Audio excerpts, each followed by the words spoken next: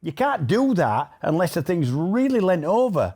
So when they do kick out, they go quick. It's away, it gripped, throw him over the top, his legs are out above his head somewhere, smashes the tank with his helmet.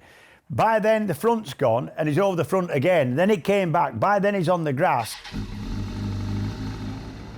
They're going to be here, they're going to be Hopkins, and they cross the line. It's hell! It's hell by 6 thousandths of a second. The Outside Line Podcast, reuniting your hosts, the legendary commentary duo of Jack Bernicle and James Whitham. But he's not on the right side of him unless he can do it a start. Oh no! Round the outside! Oh, what a move! Powered by Red Torpedo. Welcome to episode 6 of The Outside Line with myself, Jack Bernicle, and our birthday boy, James Whitham, who indeed celebrated a birthday last weekend when working on British Superbikes at Donington Park. James, I've even brought you a small gift. Oh, it's a lovely gift. It's an ME410A, which is a late World War II German fighter bomber, night fighter. Brilliant. Nice thing. Ep6 kit for you to put together. I know you're a practical lad, you'll enjoy that. Yeah, I will enjoy that, actually, yeah. Put that. Thanks, Jack. And also, of course, we'll be joined by Sprout, sponsored now by Metzler. Our thanks to them. Sprout's actually just left the building at the moment, but he'll be back shortly. He's got his job to do. He's got his job to do. He's got his job to do. He's, as you know, at Huddersfield International, we've got to sort of mix and match with the jobs, right? We've only got 2 permanent members of staff, me and Sprouty. Right. So I'm airport manager. But you're not so good on the vermin. No, he's vermin control, head of security. All right. And he sometimes drives the van, sat on my knee. Okay. But apart from that, his main job's head of security. So he'll be just outside doing his jobs early on. He greeted me very warmly, not very securely, I would have said. You know, not in terms of He's seen your credentials before, Jack. Okay. Thanks for the birthday wishes. I'd hoped, actually getting to age I am now, I'd hoped it'd slip under the radar and nobody mention it. However, damn you internet. Everybody knows when your birthday is. So I got and I got actually made a bit older. I'm actually younger than what people. I can't. You're only at the end of a decade, not yet at the beginning of a fresh one. Correct. Anyway, thanks. That's all right. It's a pleasure. Also, many thanks to Red Torpedo for our lovely, even more clothing has come our way. We're very grateful for that. Very nice quality stuff as well. May I say, Jack, I don't think you've ever looked better. I'll pass this on to my wife. It's kind of better quality kit than you would normally get for yourself, I think. So Jack's looking pretty well. You're rarely seen in the shirt. World Superbikes. I was enormously impressed by Chloe Jones at Magny-Cours. Whoa, that girl can ride a motorbike. Right. So I hate to say it, but we did say it, didn't we? Yes. We knew, and I could see this coming. After last year, she was so good in the British Championship paddock on super team bikes, genuinely pushing at the front, the only girl really right at the front. And she got a couple of third places last year, and not because of anybody falling off, big attrition rate, any kind of dodgy weather. These were dry, hard-ridden, lots of people at the front, taking a risk or two and getting on the podium. So I could see this come a lot of time for as well. Really good kid who got into motorbikes for the right reasons, because her dad had motorbikes, got her a mini bike and off they went racing for no other reason. Doesn't want any special treatment because she's a girl in a bloke sport. She just gets on with the racing and she's really good. She struggled a little bit this year, not with the riding. Bear in mind, most of the other women in that championship have got, well, some of them have done World Supersport 300. Lots of them have got a lot more experience. None of the circuits, barring Donington, has she ever ridden at. So every single circuit's new to learn. That was pole position and then a new lap record. Yeah, the bike is a new class for her. Yeah. And just ridden brilliantly. And I do feel that she's starting to get a little bit of confidence because, like with any, when you're new into a championship, this doesn't matter whether you're a woman or a man, you're new into a championship, you're kind of outsider, people don't want to see somebody coming. I got this in Supersport. They don't want somebody new to a class immediately going quick. So, because it'll devalue what you've been doing. Yeah. And actually, she got a little bit of an hard time off a couple of the regulars. Intimidation tactics. And it happens in racing the whole time, in every, in women's and Who intimidated you then when you first stepped into World Supersport full time? You get people. I had somebody come across the front of the grid, another rider, I'm not going to say who it is. No, please do. No, I can't. And just said to me, people get hurt doing this, don't you? Stared at me and then walked off. You can't believe this. Brent Gladwin, who is now Chloe Jones's team owner, team principal, and the bloke behind her team that's taken to World Women's Racing Championship, I was 19, first season out on a 750, front row of the grid at Scarborough, a northern regional, and he walked across, only 3 of us on the grid there, because it's Sonara, when there were 5 at every other circuit. He walked across the front of the grid, comes up to me and says, "You do know I'm Sheffield's hardest man, don't you?" And then stared at me in an intimidating way. Was Brent once a racer himself? Oh, God, yeah. Yeah, he was a reasonable racer. And I remember never seeing him in the race and then thinking, you're definitely not Sheffield's fastest. But Brent was a big, intimidating dude. I wonder if Chloe's ever suffered a Saturday night out in Sheffield with Brent. Hopefully not. People seem to enjoy that. I've had a few international racers who's lived with Brent when he's got them into British Championship. Yeah. And they always enjoyed... what was the American that... guy who got killed motocrossing, what were he called? I know the guy you mean, won a super stock race at Cadwell. Aquino? I can't remember his name. Yeah, Tommy Aquino, wasn't it? Tommy Aquino, yeah. Bless him. And he said to me, I said, how are you going living with, that's 2 worlds collide, that. How are you getting on in Sheffield? He goes, oh, aye, it's a good night out. He said, there's always a scuffle. That Brent's usually involved in. The first time I saw Brent. Was he the kind of team manager of the guy who won the European Superstock Championship in '98? Carl Harris. When Carl's dad being dead drunk, sleeping on the grass at the back of the main straight in Monza behind the grandstand. Possibly. So how he celebrated his lads' victory. Yeah, European Championship. Yeah. That is Brent. But what I'm saying is intimidation tactics are a thing in racing, right? Yeah. And I think a couple of other girls, more experienced girls, have been giving Chloe a bit of an hard time. Yeah. From what we can gather. And I think now she just thought, well, I'm as good as them. After Donington, and then... Yeah. Remember, Donington, she knows really well and put a real showing on. Ballerton Park, nobody's been. Yes. So, level playing field. Yeah. So, and then Magnicore, obviously. I think she's just a great rider. I think she's fit to run at the front of that championship. And more importantly for me, good person. Really good person. Chloe was so close to a victory, especially in that second race when she just slightly got it wrong at the final chicane. But, had a go. She really had a go. Yeah. And, she's got a chance in 3rd place in the championship. Only 6 points separating the leaders, but she's got a good chance of 3rd place with one round left. She's not going to trouble Herrera. No, but bronze medal would be nice. You get presented with a bronze medal, don't you, at the end? Yeah. Not only that, this is a first season, not just in that championship on them bikes, but at all the circuits barring one.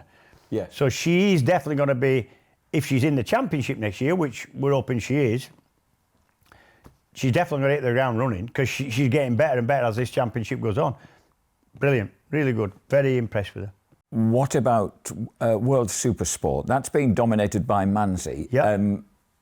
And poor Can Onchu, it was almost inevitable he was going to lose out right at the end of that Supersport after Manzi race. made the big save? Yes. Yeah.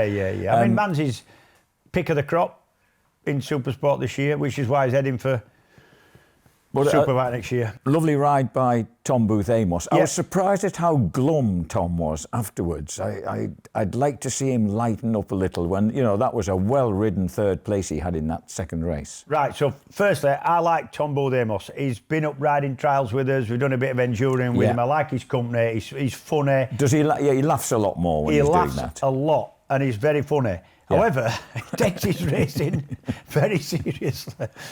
I mean, to be honest, hey, listen, you go about your race. Who am I to sort of comment? However, I think he's happy inside, isn't he? Okay. I think. Okay. He just hasn't told his face yet. Well, Tom, let's just see if it can he's generate a little more outside. He's a great lad, really funny, but a really good rider. It's hard to tell where the triumph is actually now. I've been really surprised with how good the R9 Yamaha is.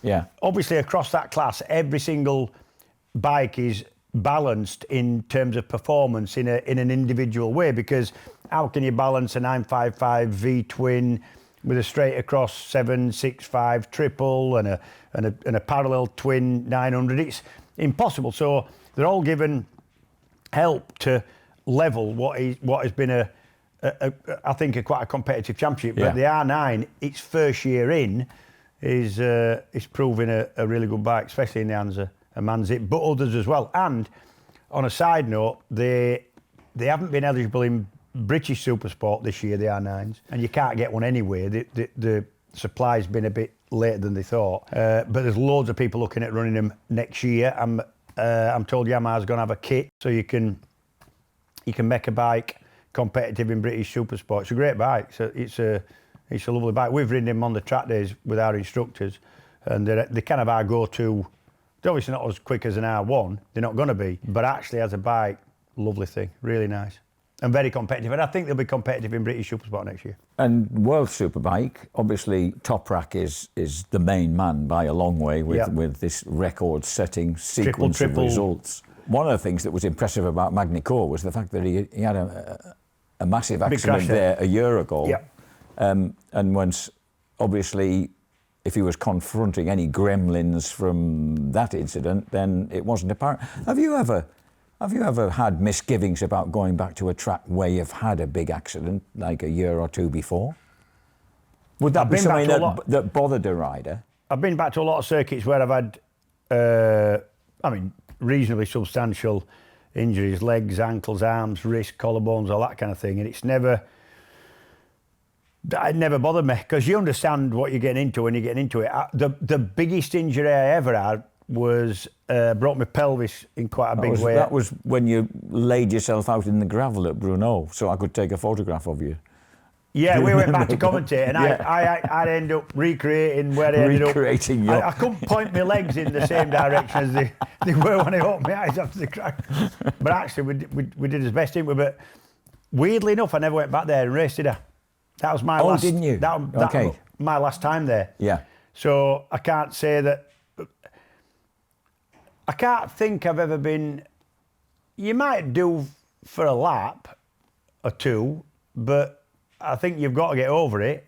I think I never expected Top Rat to go back there and have anything other than no problem. Okay. Because of how he is, and normally with any crash you can decipher it and at least in your mind figure out why it happened, so you're not likely to do it again. Hey. Oh, Sprouty, hello, mate. I like the way you leap on my lap with your muddied feet, mate. Oh, he's all right. He's wiped him. I was going to ask you just then, when you were listing your injuries, did you never got put off motorcycle sport and thinking, blooming heck, I've had enough of this? I mean, pain and recovery and stuff. For we normal mortals, that sounds frightening, really. You know that when you get into it, or unpleasant. Oh, it's very unpleasant at times. Yeah.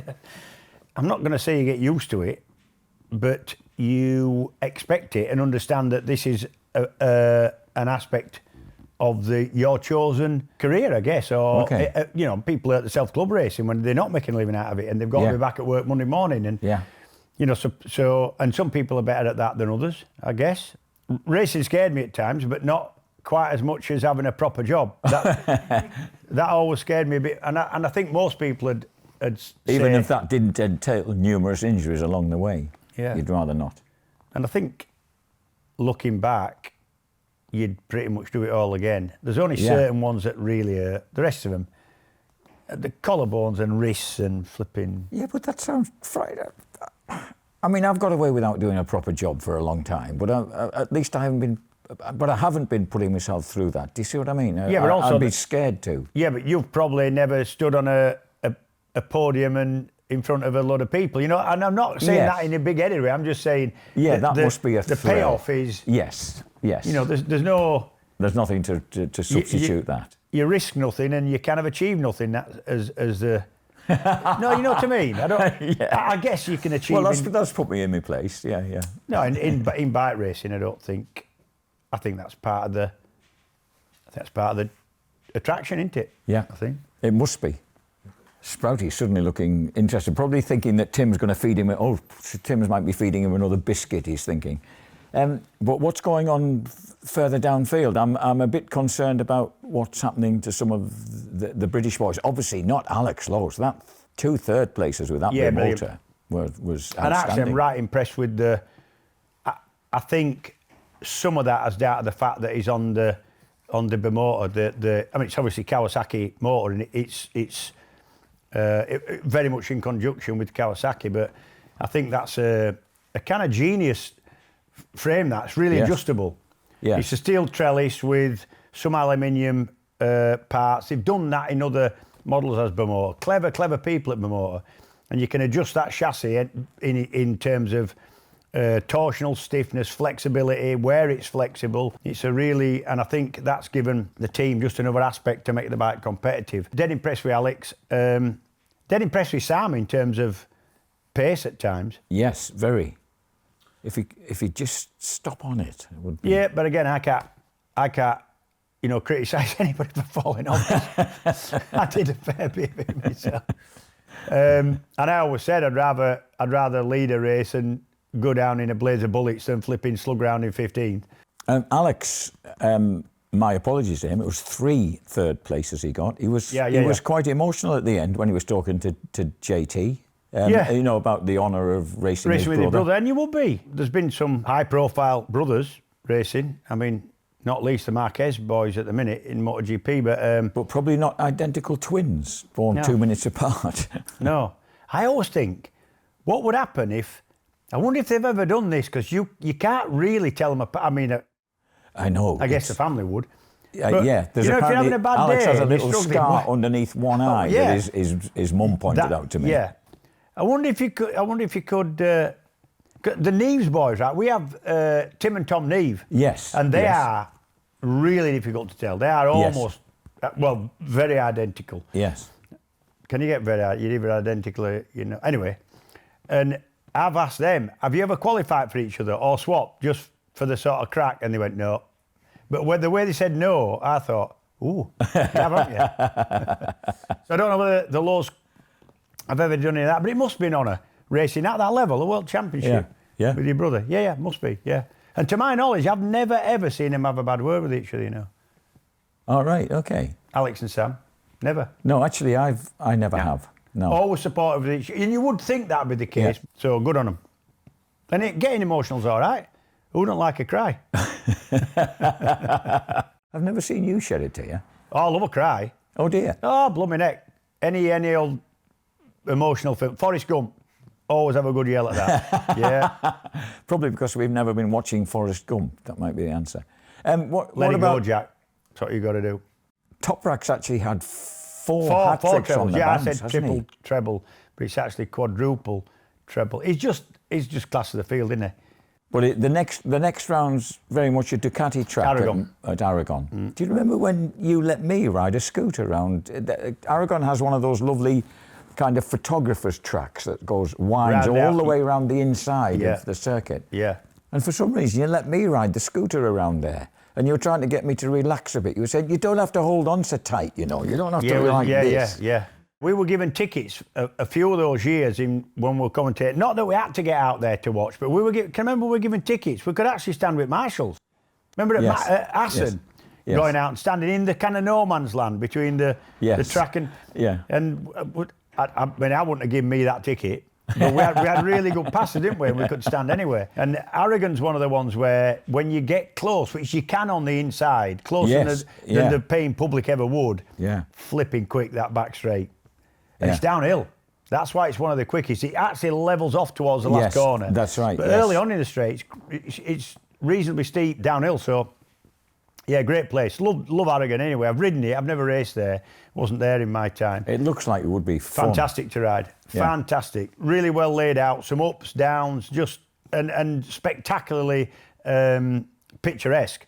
You know, in a Spanish kind of dry way, but there's lots of water about. There's a lake next to it. There's the dry stone wall that looks like a dry stone wall around here, made out of stones. That big. But actually, when you get there, these things are as big as an house put there, obviously with some kind of crane, heavy lifting equipment, and it's the biggest dry stone wall I've ever seen. It's fantastic. And you go right past it every time. You sort of go along the top of it and then drop down past the face of it. Fantastic place. Always favoured the Ducatis, mainly in the modern era, because it's a long back straight. And it just gives the Ducatis, or always has, a little bit of an edge going into that last turn, I think. That's what's helped them. That said... Toprak. I think he'll take some beating. I do. Toprak, by the way, he's got a 39-point advantage now, so unless Bulliger can turn things around a bit at Motorland, then it's looking good for Toprak, isn't it? Yeah, I think if he's going to do anything about it, he has to start next round. So we've got Aragon, Estoril and Jerez, all 3 rounds left, and I think it's going to be some turnaround for Bulliger to go and beat Toprak for the championship, just because of the way it's been going. You can't really see Toprak dropping the ball to the extent. I mean, he's maybe not going to win every race that's left, but you can't see Bulliger turning it around, can you? I can't anyway. And if he is going to do, it needs to start at Aragon. Listen, next up, we've got a touch of Revs Roulette. We have there was a gentleman who was asking for the sound of the motorcycle being slightly heightened so they could hear it a bit better. All right. Other than can we do that? I've no idea. We'll find out now. Yeah, we can do that. Can we do that? Oh, apparently we can. We can so do that. Revs Roulette is next. Revs Roulette, powered by Red Torpedo. Right, folks, time for Revs Roulette. We've even, thanks to our kind friends at Metzler, that they've supplied us with a kind of ear defender set for our dear friend Sprout, who was rather taken aback by the horn last time. The horn, when the bike passes the start and finish, to let us know when it's... He don't like that. He didn't like that national emergency warning thing last Sunday either. No. Which, by the way, I'm 850 feet above sea level, right? If it's a tsunami, I'll be fine. Yes. Flood, no problem. And if it's a nuclear attack, right, I want to get vaporised immediately. I don't want to survive that. Yeah. And crawl out with the massive cockroaches. Although, repopulating the earth might be a good thing if you do survive it, Jack. Anyway, okay. We've got, went off script. So we've got these, right? Yeah. Courtesy of... Oh, very. You look really cool, Sprout. Where are you? That looks terrific. You look like a little racing animal. Yeah. Now, folks, we've only got 4 tracks left in this. Nevada, Donington Park, Cadwell Park, and Knockhill. Knockhill. Right. Okay. And although James is going to take me through it as if he might be helping me out slightly, it turns out that it's me who's supposed to guess which track it is. Well, my chances of doing that, I would suggest, are slim. You've been round most of them on a scooter. I have, mate. It didn't involve quite the same task. Right, so... I'll talk you around it, Jack. Okay, no, mate. I don't know what it is, but, okay. Yeah. Thank you. Oh, it's worked. Right, so it's not very long from the last corner to start and finish. Slow corner. Ooh.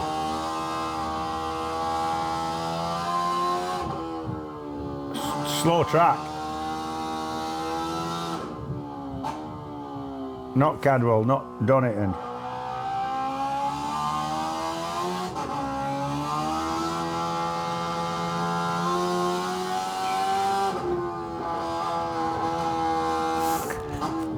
Middling revs. Third gear.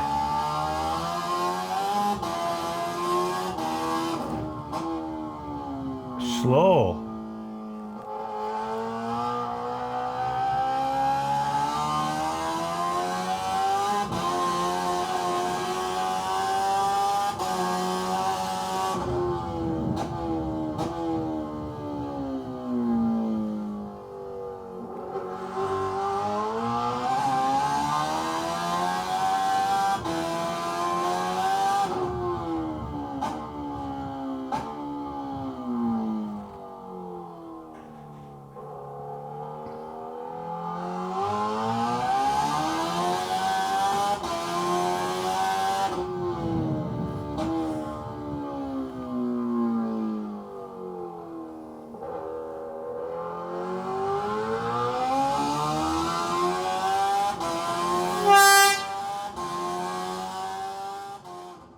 I'm going with Donington Park. It's done him.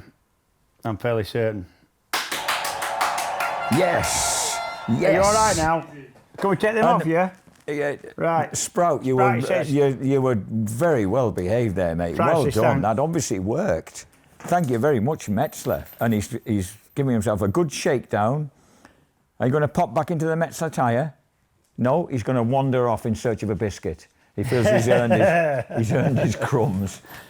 Yeah, done him. No, brilliant. Thank you. That's probably the first one I've ever managed to get. Yeah, you forget how middling with a superbike now. So lots of Donington isn't flat out. Yes. You know, yes. it would be on a super sport, even more so on smaller capacities. But actually, once you get to Redgate, you're short shifting second through third through fourth, and then you're not flat out Hollywood. You're not flat out again until you're just a little bit coming out of Old Airpin, and then you're on the side of the tyre, fifth gear, but not flat, all the way around into McLean's. To be honest, it was only the last two corners that settled it. Really slow corners, yes. So Melbourne Loop and Goddard's, yeah. Well done. Yes. Didn't be.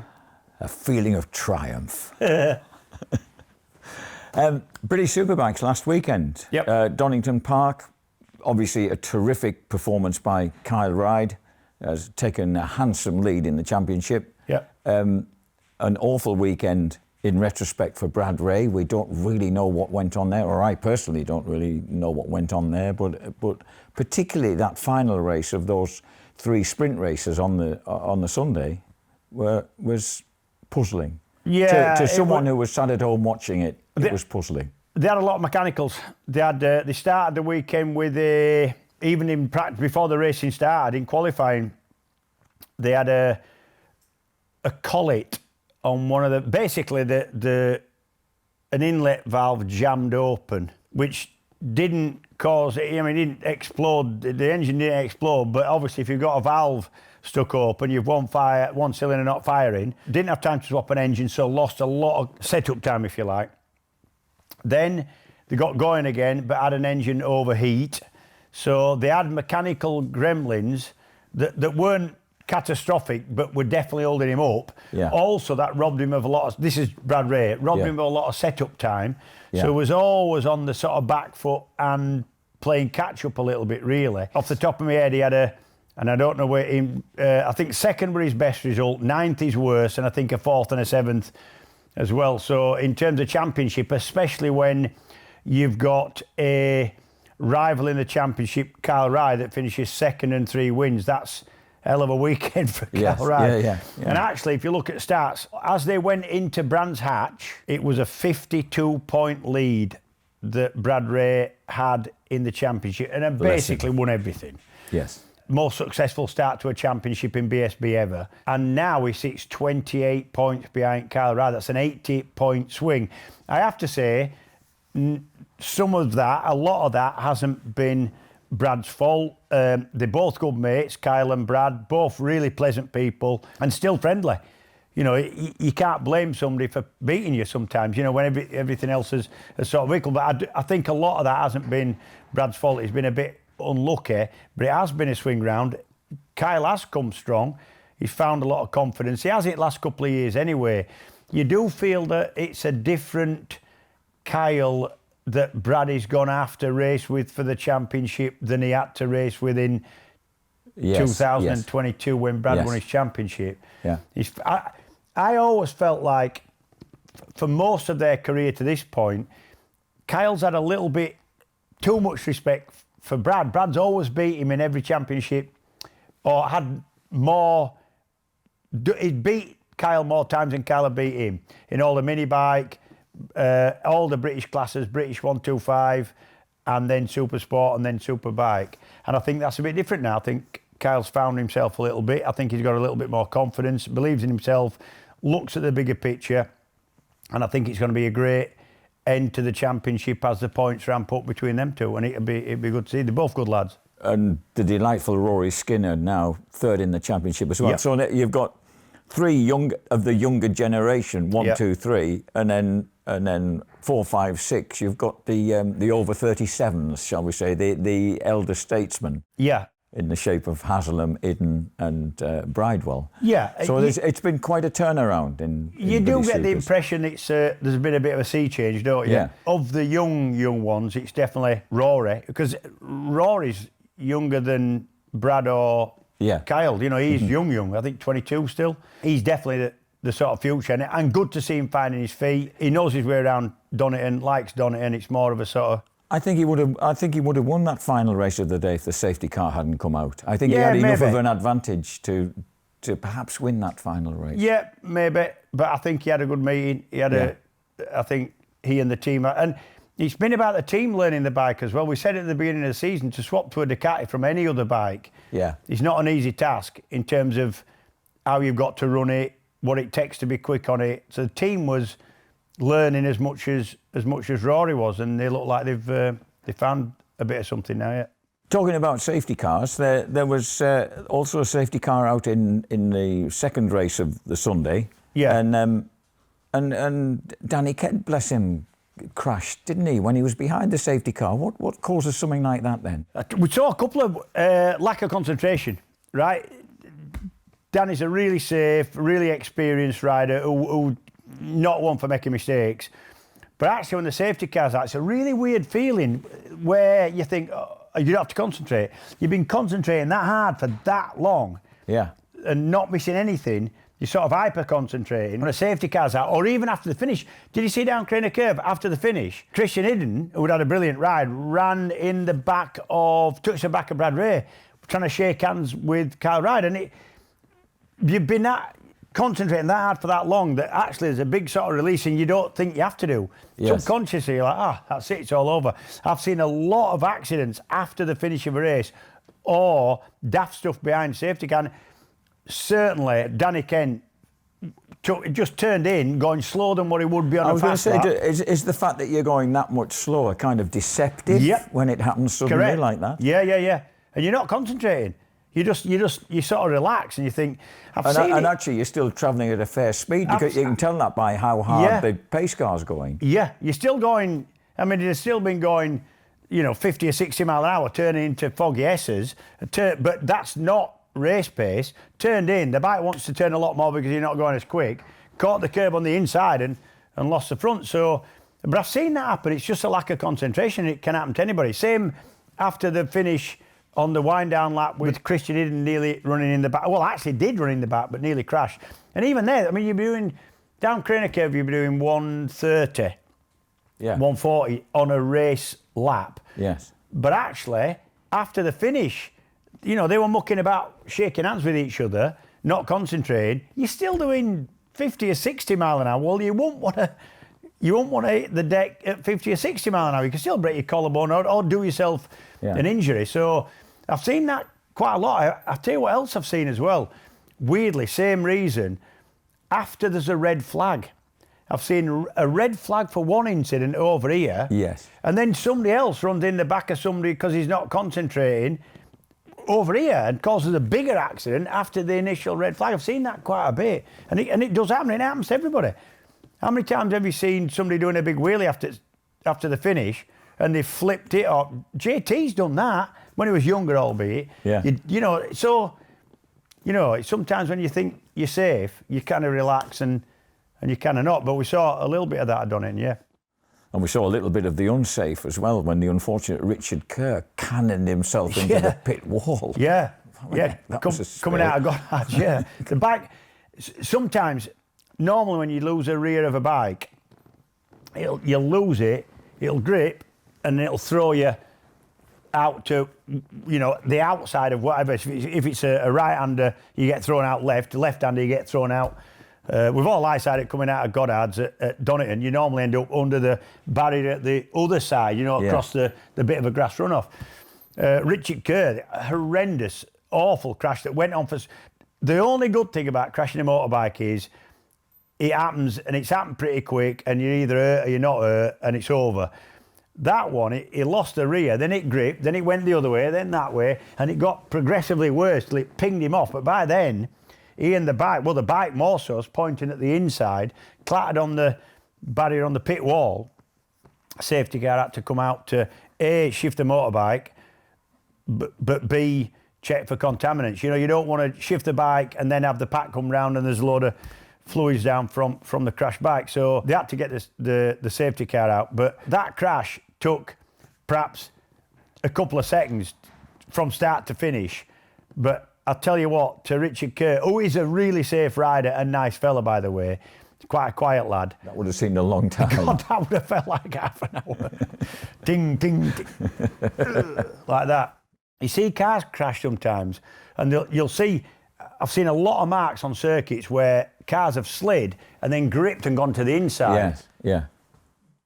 Rarely do bikes do that. Normally, a bike will hit the deck, it slides, it'll go to the outside of whatever corner. So you know where the bike's going to. If you're behind somebody and they start to crash, either front end, rear, whatever, you will always aim to the inside, because chances are they're going outside. Yeah. But just occasionally, your bike ends up on the inside. Remember, I crashed coming out of the last turn at Brands Hatch in a World Supersport event, and the rear went, and then it gripped, and then it went again and gripped again. And by then, I'm pointing sort of 30 degrees towards the pit wall. Yes. I didn't have my hands on the handlebars. I'm still sat on the tank, I think. I don't know what happened. But I remember thinking as it were happening, Christ, that were odd. That was a kind of odd one. I remember your thumbs up as you were levered into the ambulance on a stretcher, and there was a huge cheer from the crowd, which was felt better. Very welcome. But what I'm saying is that it's odd how would normally expect a bike to go out the outside, but Richard Kerr's bike ended up actually the opposite side of where you'd think. But for the most part, I have to say the BSB race direction is very good. In terms of stopping a race that needs stopping, keeping one going that can be kept going without anybody suffering, or getting the safety car out when things have to be checked. We've all been involved in racing years ago when, somebody crashed, the marshal would drag the bike off but leave a pool of flipping oil or petrol, and you only find that out when the pack comes round and goes, several of them pinging in. I remember a race at Donington in a British Supersport race years ago, in '89, so a long time ago. We came round Redgate, somebody had blown a bike up and crashed the lap before. One of the, somebody lying 25th or something, no flags out, nothing. We got to the top of Craner and I was lying 5th and the top 6 fell off. You see the first man going down, I think was Ian Simpson, and you think, oh, brilliant. Then the second man goes down, you think, oh, shit. Because you know that them two were related, so, the two incidents. So then you're trying to look what there is, and there were 6 of us went down. How we laughed on the recovery vehicle. We're fucking angry. We were really angry. Because there should have been flags out. But anyway, race direction now at BSB is very good. Sprouty's just given his Metzler tyre a really good seeing to there. He's really circulated in it, had a good sniff and scratch. Yeah, he likes it, and looked like he was settling right in, and then thought, oh, hang about, I think I'll just use his lap. Sprouty's in charge, we know that. That final British Supersport race of the weekend was a cracker. That Rhys Irwin, he's a kid, isn't he? Now, do you remember when the first time I saw Rhys Irwin, when he was very young, was when Gino Ria set up that ready-to-race team to bring on some kids. And Rhys, and I think his brother were part of that. And Rhys Irwin's... he's a clever lad. Really good lad. Really pleasant. sparky kid, Yeah, loads of speed. lovely, intimate. Yeah, Been around a bit a long time. He's been around a bit. Tom Booth Amos, take note of how cheerful you can be when Yeah, you've everybody, won a listen, race. Do you know what I mean? Everybody's really. different. Everybody's different in their approach to racing. Rhys Irwin, real chirpy, really happy. Been around a while now. Loving that Suzuki. The Suzuki's the odd one out of the. Yes. It's such an old motorbike. That is like a 14-year-old design, but it's a 750. It's a 4-cylinder, so you know it is a bigger CC than a 600 Honda or an R6 Yamaha or anything else. But Why is it allowed to be? Sorry. because it's old and it's balanced individually. So the British Championship rules, like World Supersport rules, each bike's different. So you've got a 955 twin Ducati, you've got a 765 triple Triumph. Yeah, you've but got I a didn't realise the 600 Honda. Suzuki could be that bit bigger. Yeah, engine-wise. because it's an older bike Right, and because right. they balance it individually in terms of revs and weight and all the rest of it. But I think they have done a really good job. You're never going to make it so that it's exactly equal, because one circuit might suit a bit more torque, so the Ducati's going to have a little, and one circuit might suit a bit of top end, that might suit the high revving, 3s and 4-cylinder bikes. But actually, across the championship, I think they've done a really, really good job. And a couple of times I was commentating with Can I just James say, Hill. I really enjoyed the commentary with you, yourself and Mr. Hayden. It was thank an you. Well, absolute joy. because Steve Day couldn't be there Yes. at Donington, we kind of just stepped sideways and filled in with the gaps, whatever. And I sat in first time ever with James Hayden doing lead comms with Supersport. There was so much priceless information and nuggets coming Yeah, I from like you working two. with him. And Danny Buchan liked working with him in Superstock. Yeah. And Yeah. we'll be happy to get Steve back, I have to say. But I think it worked all right. We got away with it, in fact. But for the most part, British Supersport's been a brilliant championship. Really, really good. And Rhys is now in the lead in that championship, isn't yes, he was in the lead. he? Ahead of Ben. Ben Curry got in front again over the last couple of rounds, and now it's Rhys in front again. And that looks like it's going kind of all the way, really. It's a good championship. Yes. And you're never going to make it so everybody's happy the whole time, because some circuits are going to suit different bikes and others aren't. But for the most part, it's a fairly balanced classes. That. Yeah.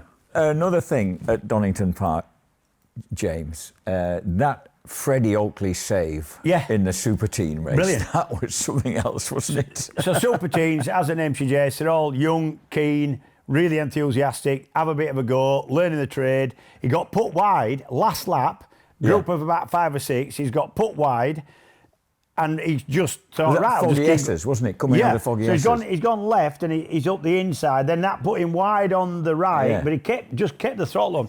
These things have 60 odd horsepower. So to get one of them losing the rear, you can't do that unless the thing's really leant over.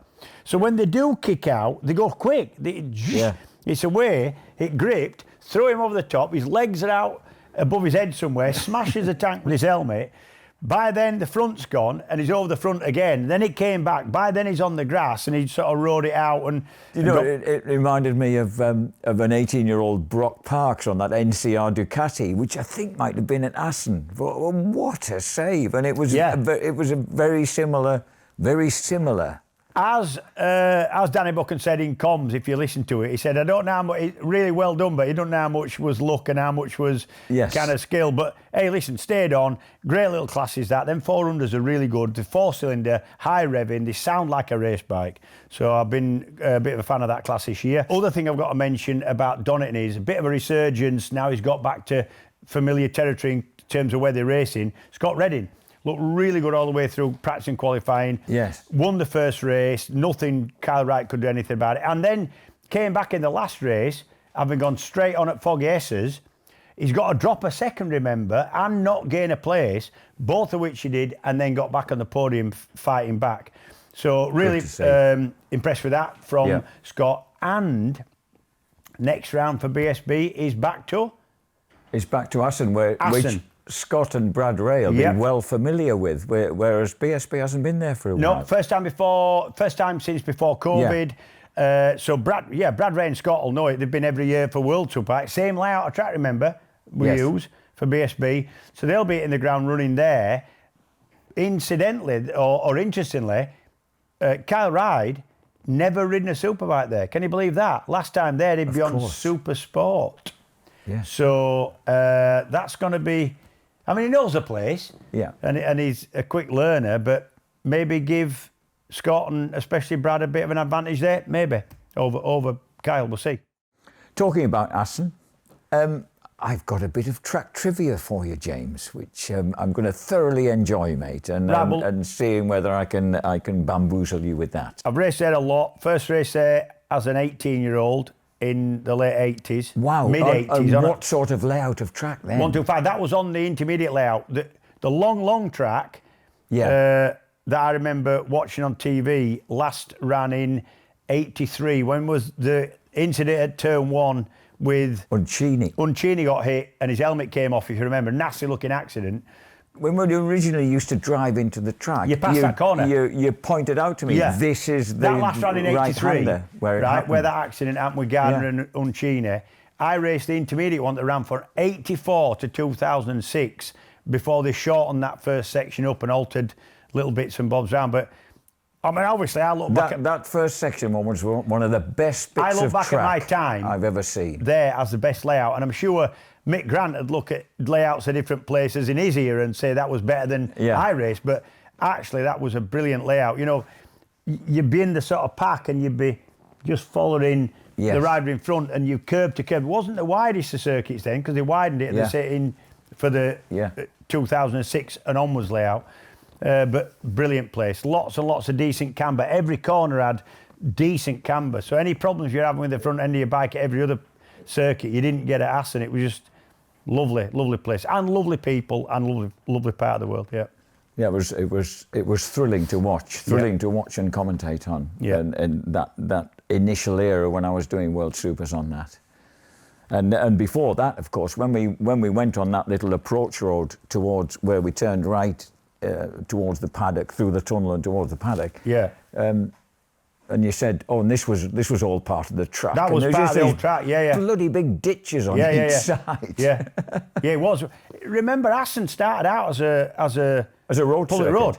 Yeah. The actual original layout in 55 that ran from, 55, ran for 12 years or something, with World Championship racing on, ran from, in 55 and for a few years after, it was actually, where the layout is now was within, I think, more than 10 mile. I think it was originally more. 10.7 miles that went through the village of Assen. Yes. And used some of what is still now the track as a not public road track. Yeah. Yeah.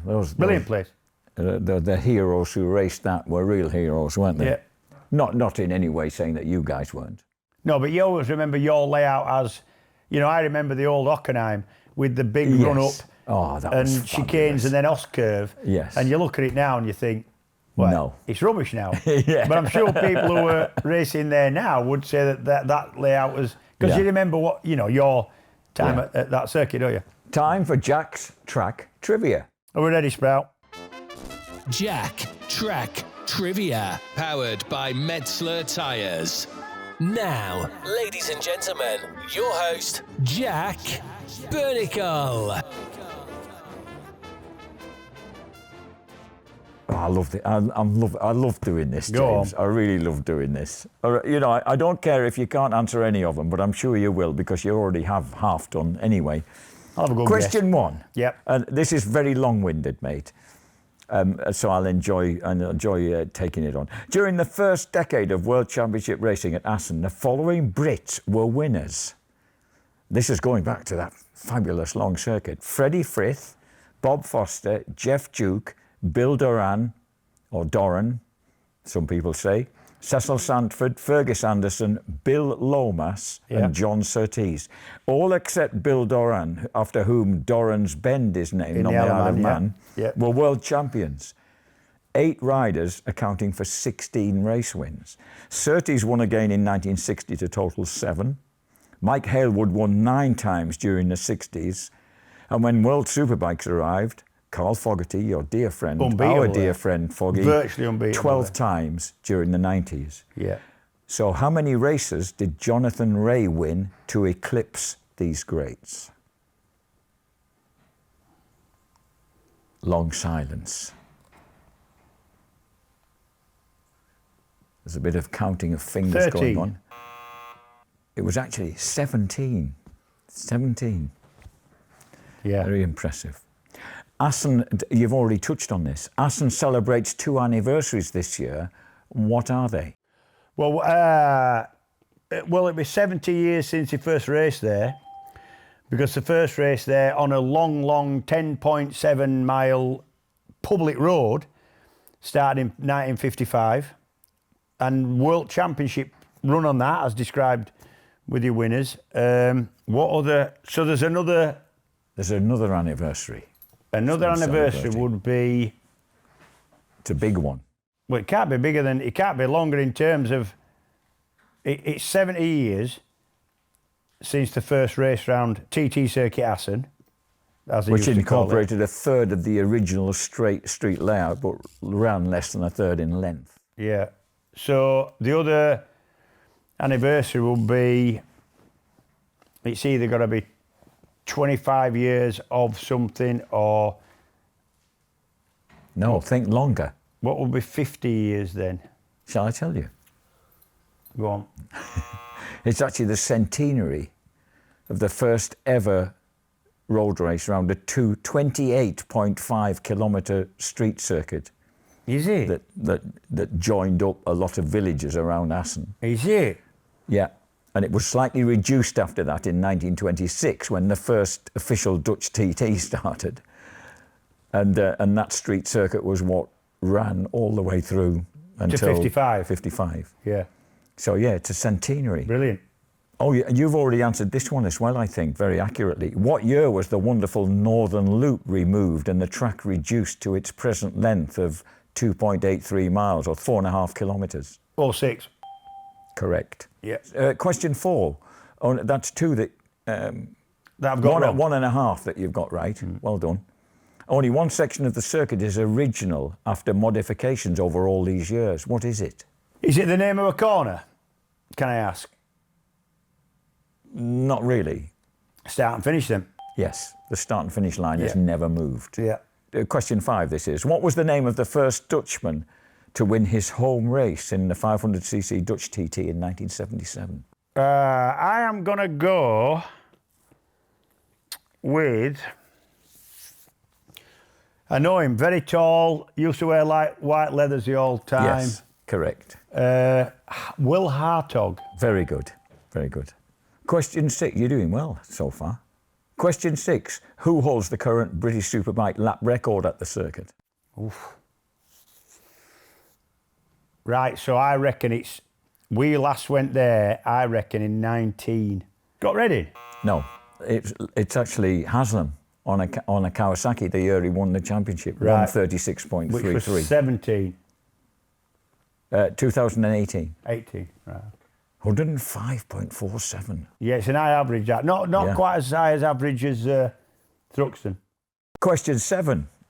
In what year did BSB first race at the circuit, and who won that first race? I remember there was an incident on the start line involving Tom Hill, who was a reigning champion at that time. Correct. Ran in the back of somebody forming up on the grid, and it was a bit of an odd sort of incident. We commentated on that. So I know it was shortly before that, I reckon. So I'm going to go... First went 2011, that's a guess. And lap record holder, fastest man there would have been... Well, the only reason you have to say Shane Byrne yet again. However, it might not be, because I don't think he's ever yapped on about that as much as what he would do if it had been him.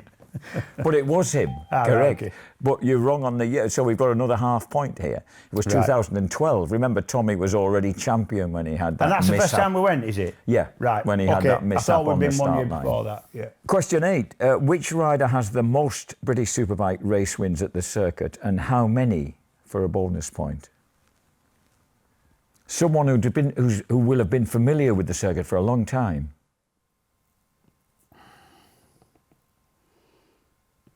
Haslam then. Very good. Any idea how many? 5. Way, well done. Honestly. Yeah. Bonus point. Brilliant. Question 9. I like this one. Sorry about this. One British great has won 3 solo classes, 250, 350 and 500 in one day. Who was it? And for a bonus point, when was it? It has to be.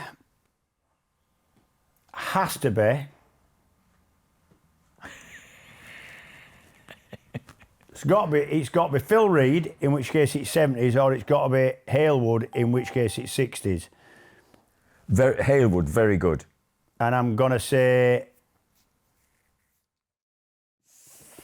67. Yes, brilliant. So you've got 2 points and 2 bonus points along the way there. Well done, well done. And my final question 10 takes us back even further. Who was? I like this though. I think that's pretty amazing. Who was crowned Britain's first ever world champion at Assen in 1949, the first year of the World Championship? He won every round that year. On what bike, and how old was he? Well, that's going to be a 350 then. Can't be 500. Correct. Les Graham would have won the 500 championship. God, who were racing a 350 in 1949? Well, it's got to be a Manx Norton. No, it was a Velocet. Would it? And the rider was the wonderful Freddie Frith. Freddie Frith. Well, he'd been, flip me, he'd have been 50 then. No, he was 40. Would he? He'd also been European champion before the war. Yeah. He'd won a TT before the war. Freddie Frith. And he was 40 years old. Well, you'll remember that, Jack. I wasn't around. He retired. He retired after that. He was awarded an OBE, and he retired in a blaze of glory. Yeah, I think that was terrific. Freddie Frith, yeah, good. I reckon you've got something like 8.5 out of a total of 12 there. I think that's probably your best ever result, James. Yeah, I'm all right with that. I'm happy with that. Congratulations. A lot of educated well guesses done. there, yeah. Sprouty's not impressed, look. No, he's perked up at the sound of applause there. He thinks that's for him. Well done, mate. Right, folks, it's time, that delightful time of the day when we go for listeners' questions. Oh, here we go. Or attempting to reply to listeners' questions, I should say. Yeah. Preza Q&A, powered by Metzler Tyres. So, Preza Q&A. The first is from Matt Granger. And it's actually addressed to me, unusually. Mr. Bernicle, that's very kind of you too. Is it a relationship question? Well, it kind of is, actually. Dear Jack. Go on.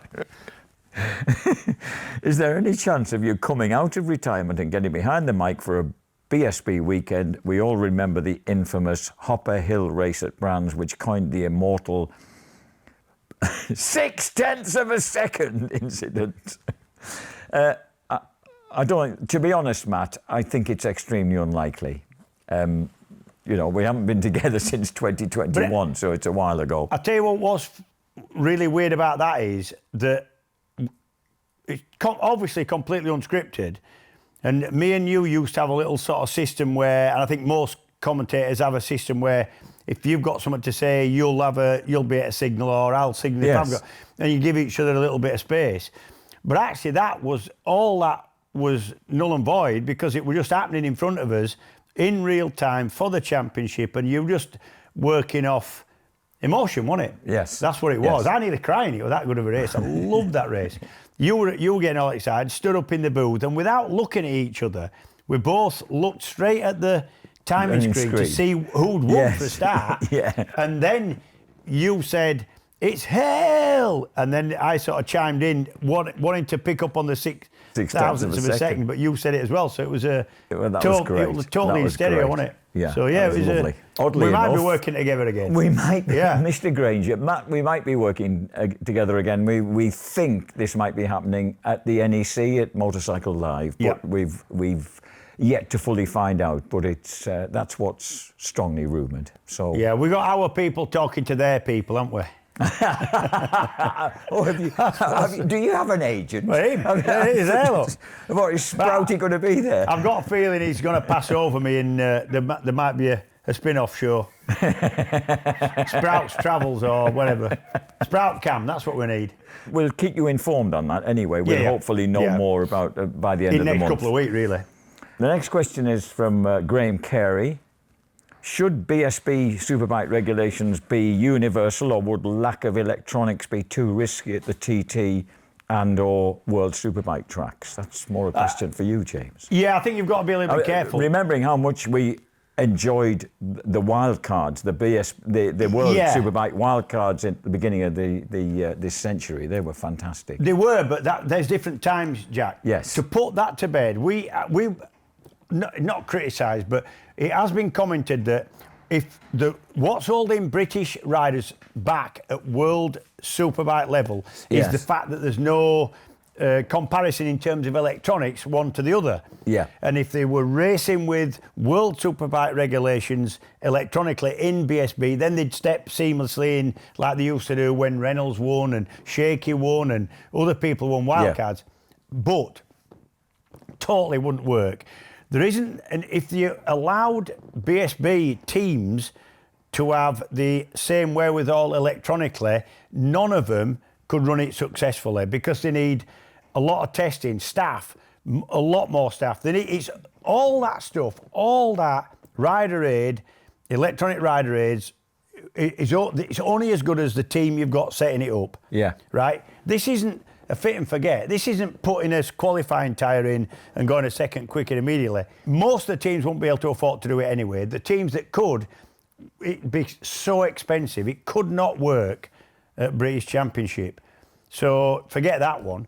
So then you'd be talking about World Superbike. If it was then universally the same as British Championship with controlled ECUs and no electronics, then World Superbike not going to do that anyway because they see themselves as the sort of senior partner. Yes. So it's not going to happen anyway. But then would it be any better? I don't know. I think it'd probably work.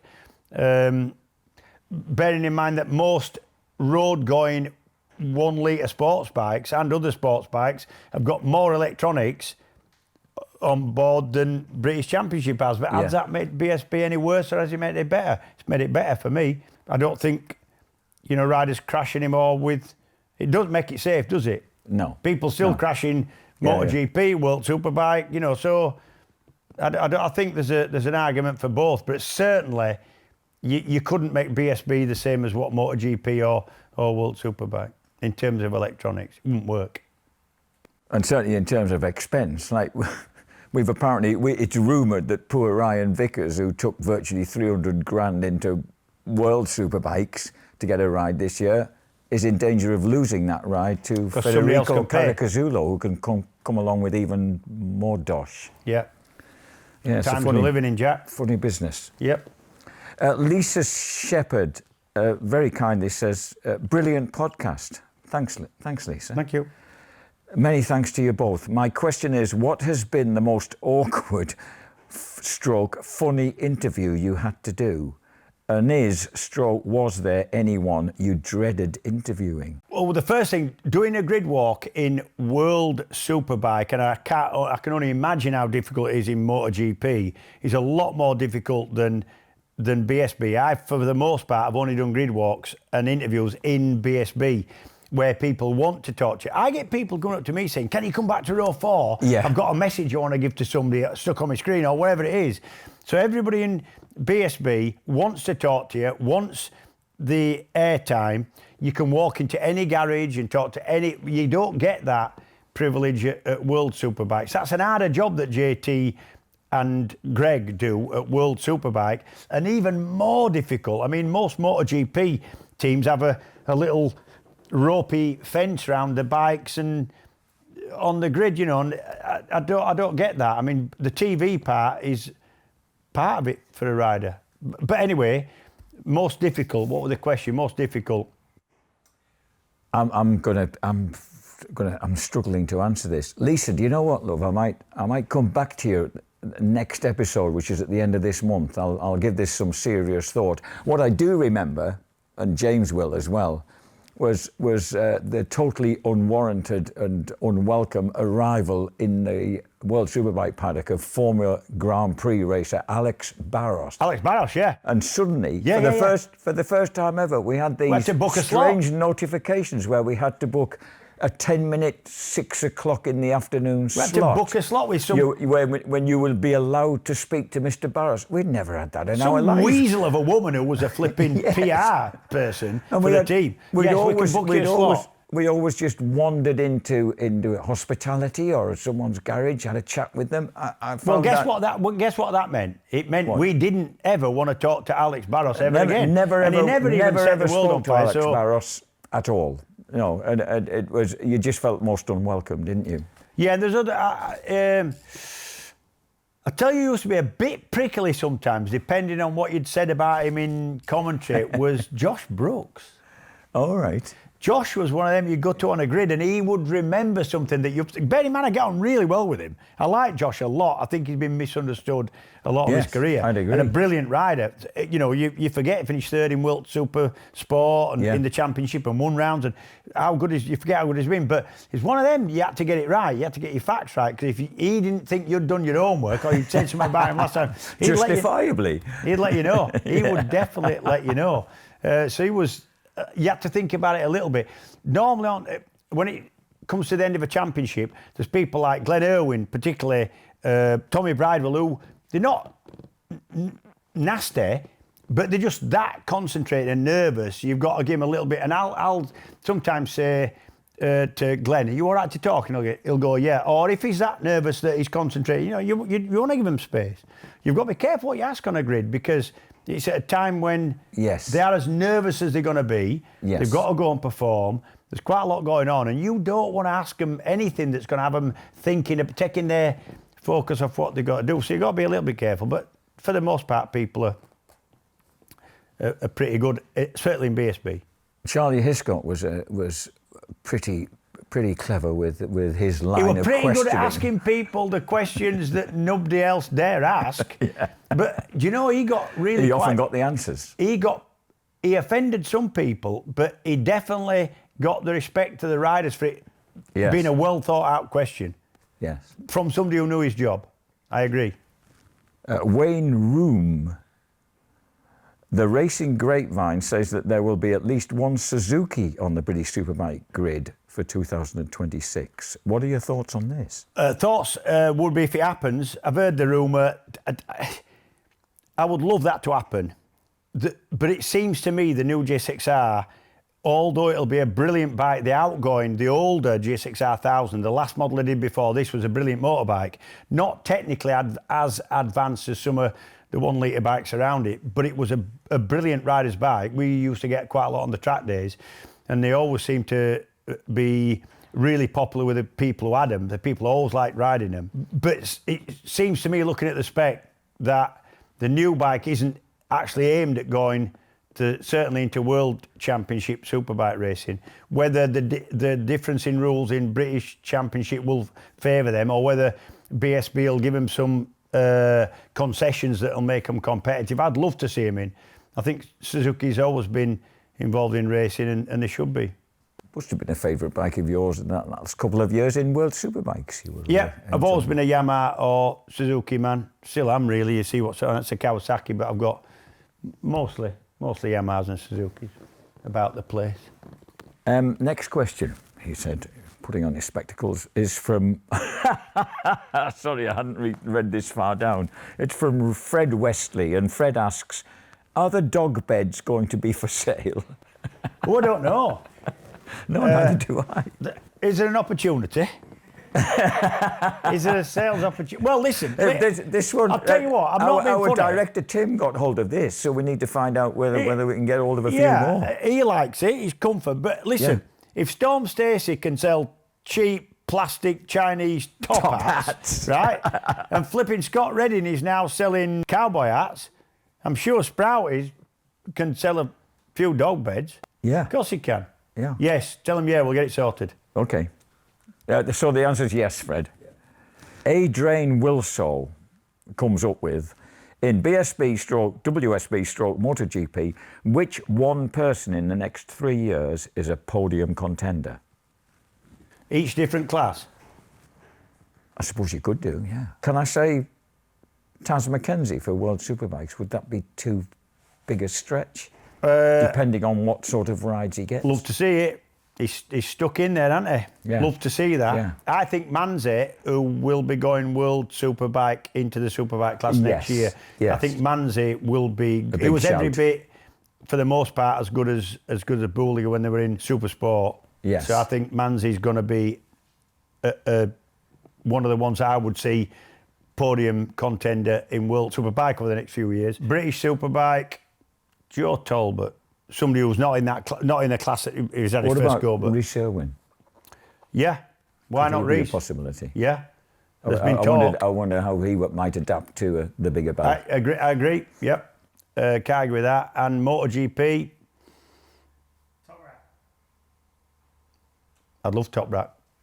I would love Top Rack to. And you remember what I think? I still think I'm standing by what I said. I think Yamaha this next year is a learning year. Are BMW definitely coming in the year after? I don't know. Okay. I'm guessing, speculation. I just can't see how BMW would let him go that easy somehow. I just think he's going to learn a year this next year in 27 when all the rules change, tyre rules change, aero rules change, flipping launch devices. It's complete level playing field. Okay. CCs are different. They've got to be longer stroke compared to the bore. There's lots of things changing in MotoGP 27. If you're going to come in, that's when you'd come in, because that's when the playing field's as level as it's going to be ever. Yeah. And there's been talk of BMW getting involved. If they do, I reckon Top Rack will be on it. Thank you very much, everybody, for please carry on sending your questions in via email at theoutsidelinepodcast@gmail.com. Paddock PA, James. Paddock PA, powered by Red Torpedo. I'll go first. Okay. Ride of the Ruperts 2025 in support of the Whiz Kids, Sunday the 21st of September, the most prestigious of motorcycle rides that takes place once a year in wonderful East Sussex. Motorcyclists gather in their best tweeds at Ducati Helsham and then enjoy a 52-mile ride around the county, finishing at the Six Bells pub in Chiddingly. You must register to ride at rideoftheruperts.co.uk. You also got to go out and get some tweeds. Yes, you do. Christ, if it rains, they're going to weigh half a ton by the time they get back, aren't they? Right, next up, Throttle Therapy Charity Ride Out. This takes place on the 28th of September in aid of Derbyshire Blood Bikes. Really good charities, Blood Bikes. I have a mate who does it. A charity whose volunteers provide free urgent medical courier service to the NHS in Derbyshire. The meeting at 10 a.m. At the Square and Compass pub, Darley-Dale, which is a beautiful place actually, in Derbyshire, for a scenic ride around the Peak District, £5 per bike and pillion. That'll be good, do that. I've done a lot of, I'm sure the East Sussex is very pretty, but I can vouch for the fact that the Derbyshire Dales and Peaks are beautiful and good roads for the most part as well. That'll be good. Next up, the Wicked Wheelie Bike Show 2025 is on Saturday the 20th to Sunday the 21st of September at Fendix Fishery, Stoke Ferry in Norfolk. Fendix Fishery. Right, next up. The Dock Bike National Ride Out to the Dorset Bike Fest in Wareham. This is Saturday the 20th again of September. Dorset, Somerset, Devon and Hampshire departures. Oh, there you go. Oh, right. I'm guessing they're meeting up. Please book online www.dockbike.beaconforms.com. Yeah, that sounds a complicated one, but nice nevertheless. Yeah, I think you really need, book online. So basically that's, to be riding around, what's going to happen there is, if I were involved, there'd be several riders around Dorset, Somerset and Devon, never seen each other, and having a nice run round and going home. But no, I'm sure it'll work out. And again, lovely part of the country. So just to reiterate, docbike.beaconforms.com. So it don't matter where you are in the country, there's something for you there, isn't there? Yes. And finally, episode 6 concludes with a big thank you to Red Torpedo and Metzler Tyres for all your support, especially from Sprout. Please remember, do get in contact via our email, theoutsidelinepodcast@gmail.com, for a shout out in our Paddock PA segment or a next question. episode, or indeed a question. Yep. If you're at home and have liked the show and want to show support for it, we'd be most obliged by buying us a coffee if you wish. I don't know whether we need that, because Mr. Whittam does fantastic coffee here. Listen, you're going to learn something. It's a thing, right? It's a £3 donation to the show. And I it's beg your pardon. Because it's the same price as a coffee. In fact, it's cheaper than a bloody coffee now. It is, very most much. places. Yeah. You buy the show coffee, that means it's not a physical coffee, it means you're weighing in for £3. Oh, sorry, I should have read on further. Buymeacoffee.com link available in the podcast description or via QR code on screen. Anyway, we've got a real coffee in my house over there. Do you want a coffee? Oh, I tell you what, that coffee you bequeathed me this morning when I first arrived was beautiful. It was lovely. Hey, listen, when you're as big a layabout as I am, you can definitely make tea and coffee. Finally, thanks again to Red Torpedo for this beautiful gear, and to Metzler from the Snoozing Sprout for your help. And we look forward to episode 7 at the end of the month. See you then.